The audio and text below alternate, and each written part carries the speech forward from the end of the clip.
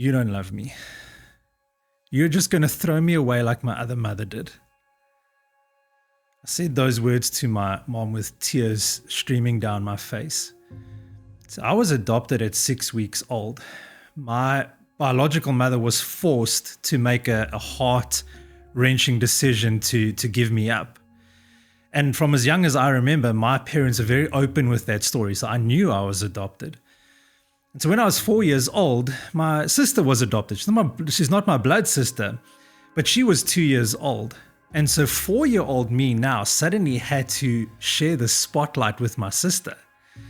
And so reflecting back, it was really like I was in the stadium, feet ready at the starting blocks, ready to just get this race started. And it wasn't a race for a trophy. It was a race where the prize was love and acceptance. So that fear of abandonment, just that fear of not being good enough, clung to me like a shadow. And so I just really wanted to be liked. I just wanted to be loved. And I often felt like I was a piece of broccoli in a box of donuts. I just didn't fit. I was just completely out of place. And I used to tell my parents this often is, I'm just not like you. I can never be like you. I'm not your blood. I can't think and be like you. And so as meaning-making machines, I began believing that the only way I would be accepted, the only way I would be lovable is when I did what everyone wanted me to do and the way they wanted me to do it. And so in my quest to be accepted, I turned life into a relentless competition. Every single sport I played wasn't just a game. For me, it was to fight for that nod of approval, just that like fleeting moment of feeling good enough. But this journey wasn't just about sports. It really seeped into my relationships, really breeding this silent, destructive competition. And so in my experience dealing with couples and even in my personal life, not many people talk about competition that can creep into relationships that stem from not feeling acceptable or lovable. So competition is really part of life. Some people, they thrive on it. For others, it can be really, really overwhelming. And so in relationships, constantly trying to outdo each other or one-up each other can create division instead of support. And so I recall a time with my wife, Tammy, where my need for approval, my fear of being unlovable, led me to where I actually put my son's life at risk. One Sunday, despite Tammy and my son Emmett really not feeling well, I insisted we go to church. My ego just completely overshadowed their needs. And in the moment, I got carried away. I even questioned like how strong her faith was and what was her belief in or her connection with God. I mean, I didn't really mean to say those words, but they kind of just slipped out before I could stop them. And in that moment, I really missed an opportunity to show them the support and love that they needed right then and there. But under the weight of my persuasion, they just, like Tammy was like, just reluctantly, okay, we'll go to church. And so off we went to church, this perfect model Christian family, because I was determined, I'm going to check all the right boxes, oblivious to the storm that was brewing. And so unfortunately, reality came knocking at my door after the service. And as we were sitting and just having our, obligatory holy coffee after church, like they teach you in How to Do Church 101, Emmett, my son, in a sudden, I think one of the most terrifying moments of my life, collapsed right there in front of me, struggling for breath. And I stood there in shock, and I was just thinking, was I the cause? Did I do this? I mean, those thoughts were a split second, but they weighed heavily on me as I ran to pick him up and rush him off to the hospital. Turns out he had pneumonia.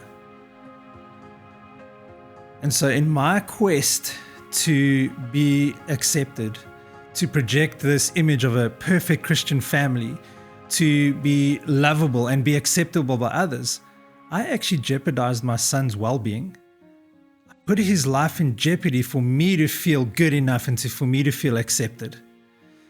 And I forced Tammy and him to be part of that because of my needs.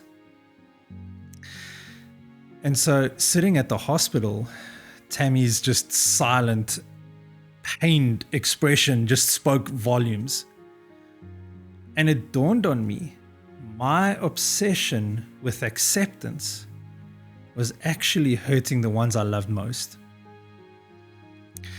And so do you see that our need to feel worthwhile can inadvertently actually hurt those we cherish? It was a really hard truth for me to face. And I realized that it actually affected the way that Tammy felt, so that she didn't feel like she was loved and she felt like she wasn't accepted. And the solution wasn't about them changing, about my son changing or Tammy changing. Do you think they needed to be more lovable? No, the problem was me. I needed to change. And so fortunately, our story ends well. And so can yours. I had this mentor who taught me that I needed to take responsibility for my own emotions. And it was like a switch flipped in my mind and a switch flipped in my life. And so it turns out I'm in charge of my emotions. It's like a crazy idea, right? But it really is a game changer. Learning that I hold the keys to how I feel made me realize that I needed to start being okay with myself, to accept me for who I am, flaws and all. And it's like a journey of being your own biggest fan. And here's the kicker. Once I started cutting myself some slack, realizing that I'll never be perfect, not trash either, but that I'm good enough, it really opened up this amazing space for change and growth. And so it turns out accepting me is the secret formula to making room for awesome things, not just for me, but also in the way I interact with others. It creates this ripple effect. And so imagine yourself as a tree, just deeply rooted in self-acceptance. And as you grow, you don't just nurture yourself, but you also create this canopy of love and warmth for those around you. And so when I accept myself as I am, I begin to accept others as they are. And then as you approach your marriage, you start viewing your marriage as a joint path for growth rather than competition. You focus on bettering yourself to uplift your spouse. And you start rejoicing in their achievements as if they were your own. And so we offer each other support when one of us might be weaker. And so this approach really transforms your relationship. No longer a contest, but a shared adventure. So let's collectively pledge to end the rivalry, embracing a really healthy self-love and mutual support, forging ahead as an unstoppable team. So let's transform our relationships from battlegrounds to journeys of mutual growth. And so if my story resonates with you, let's talk. The team and I are here to walk this path and this journey with you.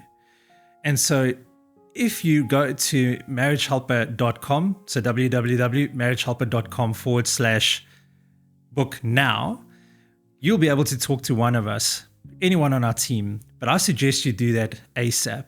And so we're here to help you on this journey to have a happy and fulfilling marriage. So we look forward to speaking to you and doing this journey with you.